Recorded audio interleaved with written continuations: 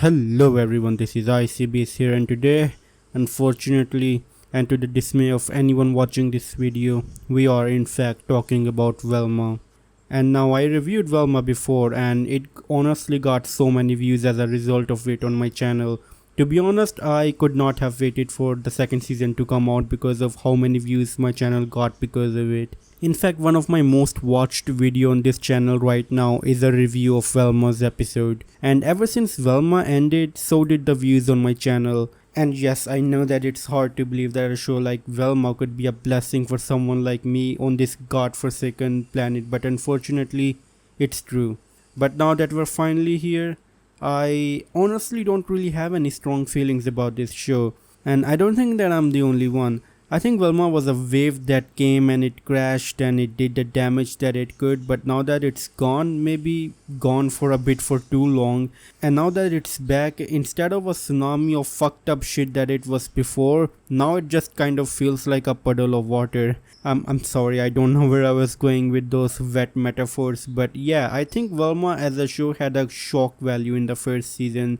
For example, why is this Scooby-Doo show about Velma? Where is Scooby-Doo? Why is Velma Indian? Why is Shaggy black? Why is Velma and Daphne lesbians now? Why does this show has a passion for hating men? I mean, questions like these caused a big shock value in the first season.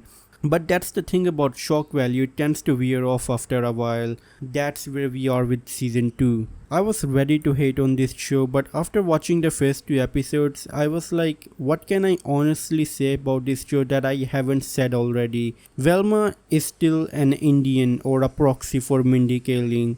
Daphne is still Asian and in love with Velma apparently. Shaggy/Norville is still black. Fred is still a white man that is the butt of every joke in this show. Nothing has changed. Maybe things will change in the future and this show might reach a new low that will ignite the flame of hatred in me.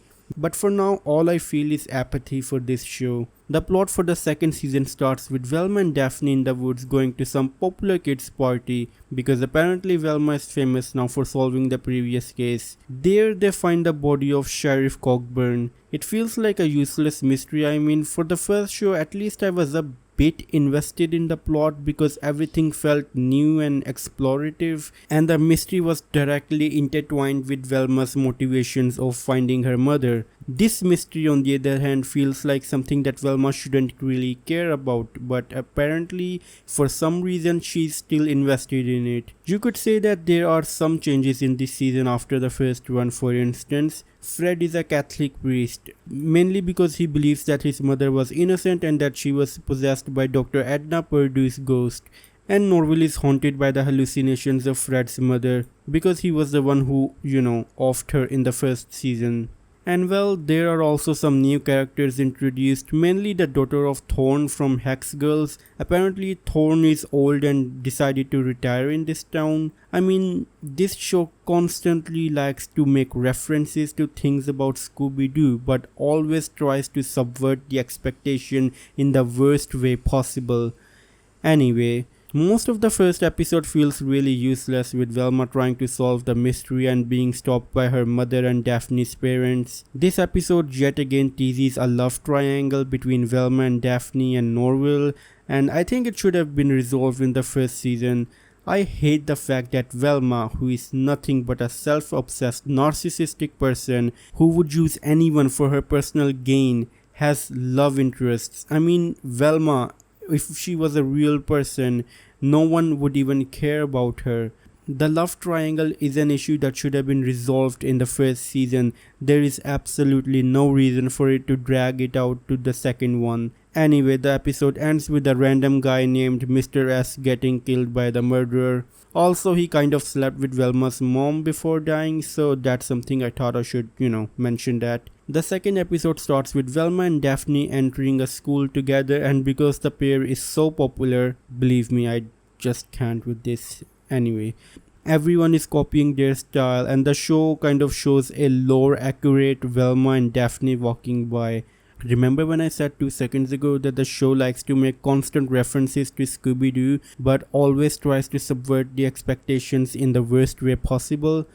Yeah, Well, in this case, the entire show is a subvertation of expectation. Anyways, in this episode, Daphne and Amber find the bodies of Sheriff and Mr. S at the morgue, and they find out that the killer has chopped off, well, the penises of its victim. I know what fun this show is turning out to be. Our friendly Scooby-Doo gang trying to hunt down a killer that has a habit of chopping off the genitals of men. Such a wholesome show, I know. Anyways, this is all I can talk about this show for now before I go insane. I know there are some episodes available that I haven't really watched yet, so if you have watched them, let me know how worse it gets in the future episodes. With that said, let me know your thoughts in the comments down below, and as always, it's time for a goodbye.